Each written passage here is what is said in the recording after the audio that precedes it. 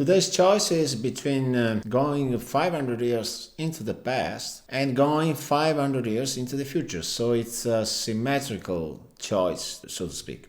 So, what about traveling to the past? Here's the reality: life 500 years ago was tough. We're talking about the transition from the Middle Ages to the Renaissance. A decent period for Europe, sure, but still pretty harsh compared to modern standards.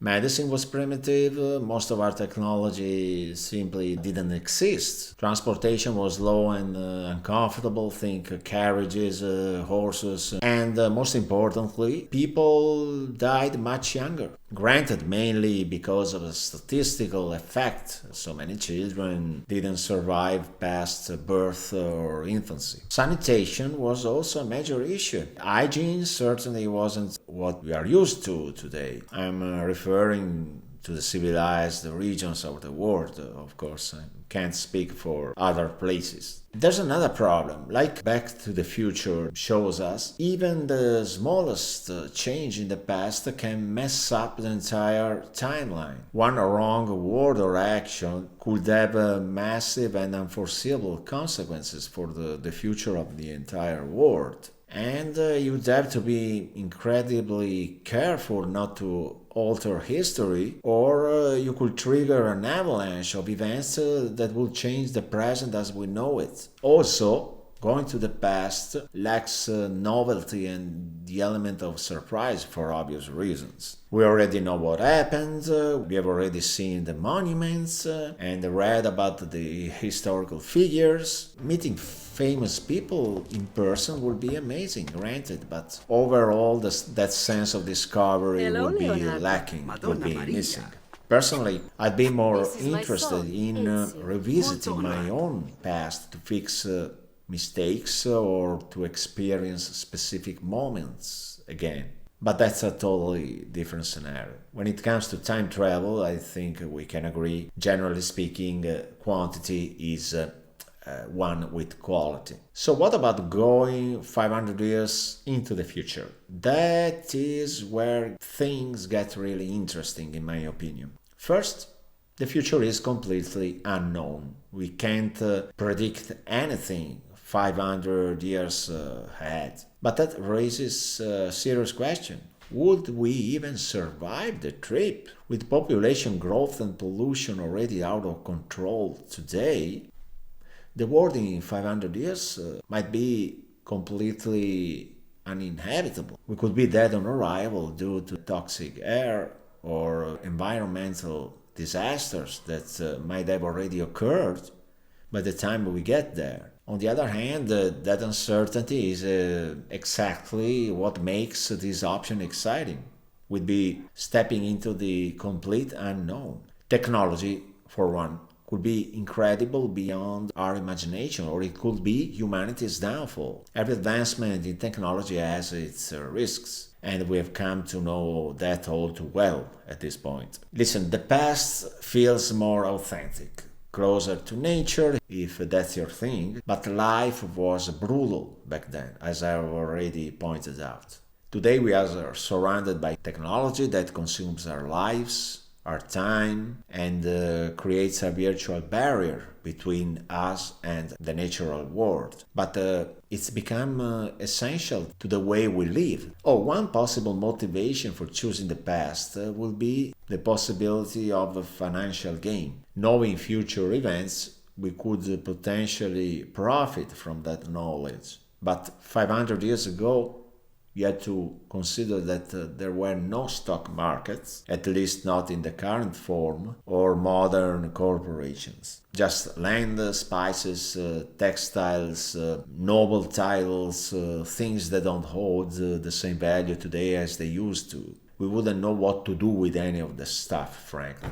But back then, those things meant the difference between dominance and servitude. Yes, think about it. Making your food actually taste like something with spices was a sign that you were doing well.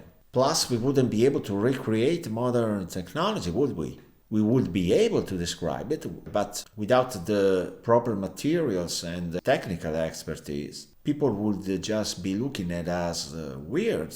virtually nobody would be able to understand what we are saying, and nobody would be able to build stuff following our instructions. But even just describing some of this technology, people will be led to think that we are possessed by the devil or something, and you can imagine what that would do to us. But forget high-tech stuff for a minute, and all the fancy gadgets that populate our lives today. Even something as simple and trivial as a modern toilet requires complex engineering and materials that we just wouldn't be able to reproduce. The plastics, the gaskets, and all that kind of stuff. Oh, and the whole complex system that's above and below the toilet bowl. What about that? The cogs and the levers inside the tank, the sewer network, and much more. I mean, you push a button and the stuff goes down.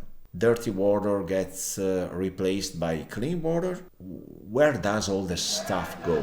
And how does the clean water replace the dirty water? How does it work? Looking so far ahead, getting richer seems even less likely. I mean, with the population booming and resources running out, it's possible human civilization could fall apart in the next few hundred years. Some experts even think that we might not make it another 100 years, and I wouldn't be too sure about the next 50 years from now either. Traveling 500 years forward, we might find ourselves in a dystopian wasteland, polluted, dangerous, maybe even lethal.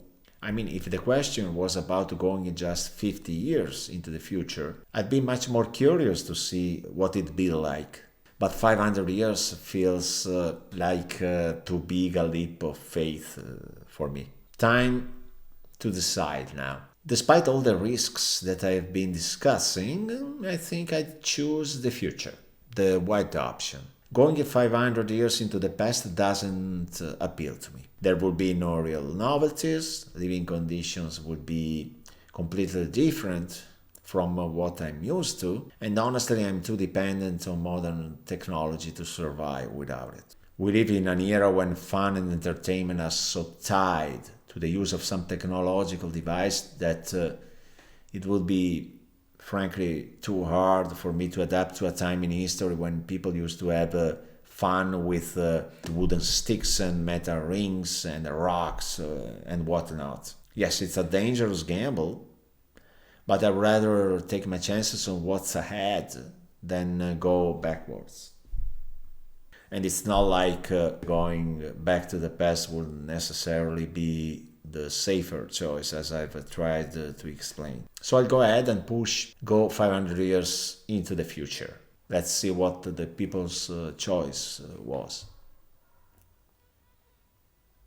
Okay, most people feel the same way. Go 500 years into the future gets 70% against the 30% of going 500 years back in time.